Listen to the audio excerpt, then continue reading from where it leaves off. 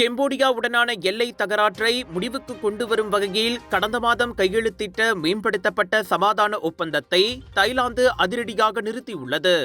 இம்முடிவை அமெரிக்காவுக்கு விலக்க உள்ளதாக தாய்லாந்து வெளியுறவு அமைச்சர் தெரிவித்தார்.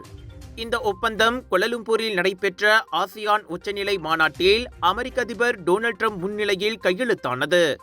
அதன்படி இரு நாடுகளும் எல்லை பகுதியில் இருந்து கனரக ஆயுதங்களை அகற்றவும் 18 கம்போடிய போர் கைதிகளை விடுவிக்கவும் ஒப்புக்கொண்டிருந்தன.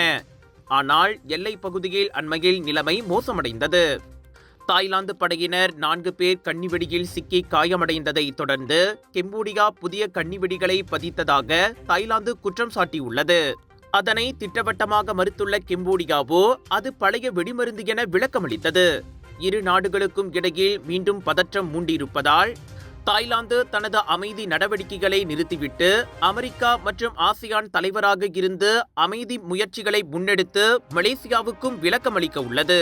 ராஜயோகாவின் மங்களகரம் நிறைந்த தனித்துவம் கொண்ட சூடம், ராஜயோகாவின் தெய்வீக நறுமணம் நிறைந்த அகர்பத்திகள் மற்றும் இயற்கையான நறுமணம் கொண்ட ராஜயோகாவின் சாம்பிராணிகள் என பூஜைக்கான தேவைகளை உங்களிடம் கொண்டு வருகிறார்கள் ராஜயோகா. இது ஒரு சிம்லா மார்க்கெட்டிங்கின் தரமான வெளியீடு.